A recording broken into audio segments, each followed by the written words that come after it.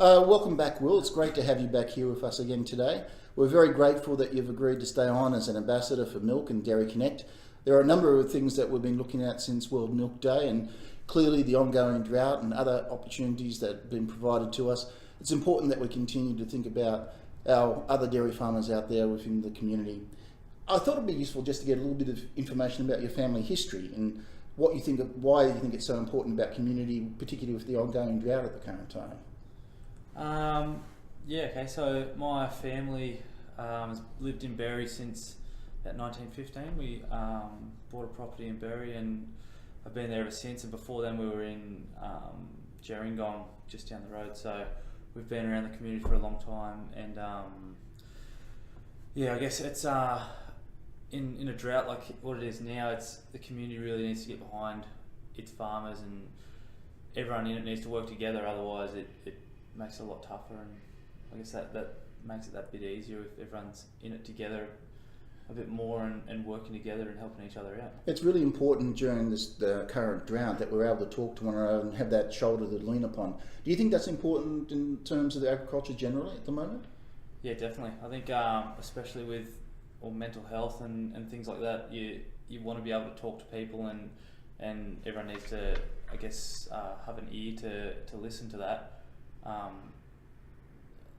The more you can do in that way, I guess the better. But yeah. Your family have been farming down south for generations. Just a little bit of history about how long you've been farming for, and how many brothers and sisters you have at the current time. So there's Mum and Dad, John and Jennifer, and two sisters and a brother. You say hello. Yeah, family. So there's the four of us kids, and out of the four of us, my older sister's a florist and she does weddings, and my younger sister and younger brother are both working on the farm full time at the moment, and they love it as well. And I guess the three of us are all pretty keen farmers, so wonderful. It makes it pretty good. Whereabouts is your farm, and when did you actually start to move there? So we're just on the other side of the railway line from Berry towards Shoalhaven Heads, and we moved there in 1915, I think it was. Before that, we were in Gerringong, on a property out there. How many cows you got now? Milking about 200 or 220 at the moment. And what's your earliest memory? You must, given that you grew up in a dairy farm, what is the earliest memory that you have?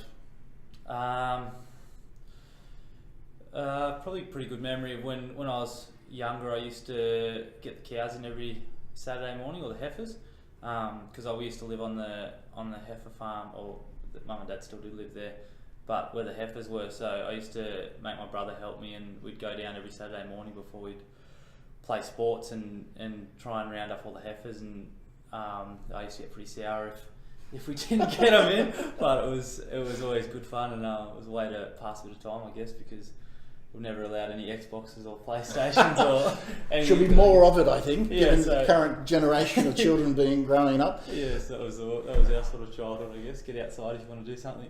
And you've been a professional rugby player for quite some time now. You've been playing for the Waratahs. The nutritional value of milk, how do you think that's helped you in terms of being a rugby player? Well, it's got benefits in it that no other natural source drink has, and obviously it helps you grow your bones strong, and there's lots of other... You need that as a rugby player. Yeah. I should have probably drank some more milk at some stages, but... Before you leave, we'll make sure you take some with you. Yeah. No, so it's definitely good, and I think it's helped me a lot along my way, so yeah, the more milk the better. One of the campaigns that Dairy Connect has been running is against plant-based beverages, plant-based drinks, otherwise known as flavoured water.